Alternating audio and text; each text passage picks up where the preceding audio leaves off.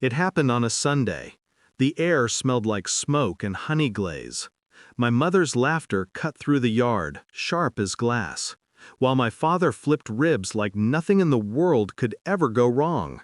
Everything seemed normal, until I heard him say it. "You'll get the money if you walk away from her." His voice, my father's voice. And the one he was talking to? My boyfriend, Daniel. I froze behind the kitchen door. The hum of the refrigerator filled the silence between their words. My pulse felt too loud, like it might give me away. "It's better for everyone," my father added. "She belongs with Ethan, you know that." Ethan? My ex. The man my family adored, the one they thought was good for me. The man who cheated. Daniel didn't argue. He just said quietly, "How much are we talking about?" That was the moment something inside me stopped beating. Not my heart, no, that kept going. It was something deeper, something that once believed in love. We met a year ago, Daniel and I. He wasn't flashy, not like Ethan. He listened. He made me feel seen, like I was more than my family's expectations.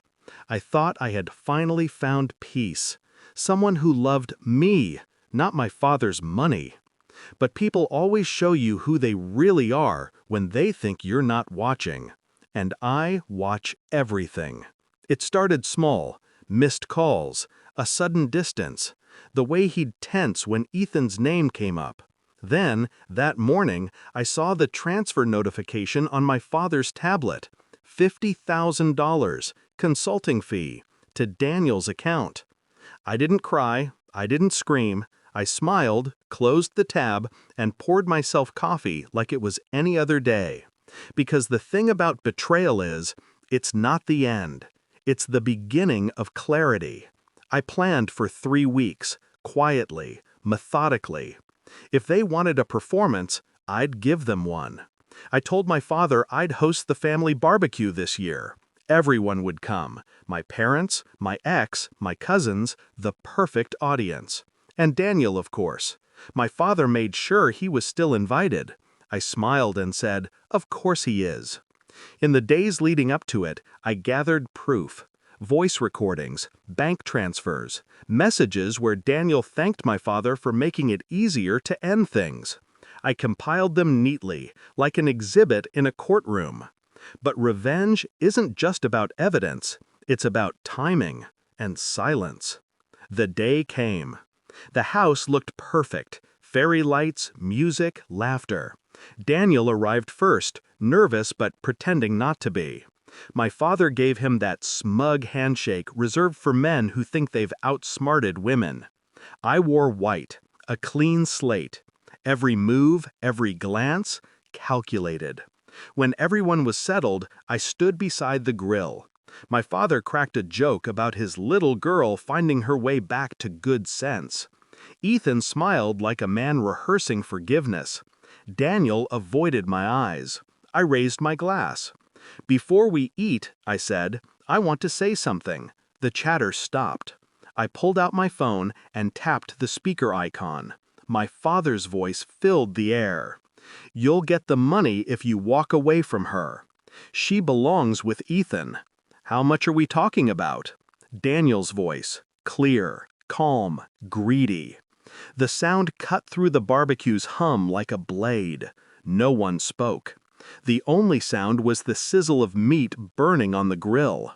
My father's face went pale. Daniel took a step toward me. I cut him off with a smile. "You already did." I turned to my family. "You taught me that loyalty can be bought. I just never thought I'd be the product." Then I tapped the second recording, Ethan's voice this time, a message from months ago. "If your dad's still offering the money, I'll take her back." Gasps. My mother dropped her fork. My father's jaw tightened. I looked at Ethan. "You still want me back?" He said nothing, just stared at the ground like it might open up and swallow him. I didn't stay long after that. I walked out while they stood there in silence, the smell of smoke clinging to their expensive clothes. By Monday morning, every one of them had lost something. Daniel's company, funded by my father's loan, was audited, thanks to a few anonymous documents sent to the tax office. Ethan's engagement to another woman dissolved when the recordings went public. My father's social circle turned on him, embarrassed by the scandal. And me? I moved out, took my inheritance early, started over, quietly, in a different city. Sometimes people ask if it felt good, humiliating them like that. I tell them the truth. It didn't feel good. It felt necessary. Because revenge isn't rage, it's reclamation.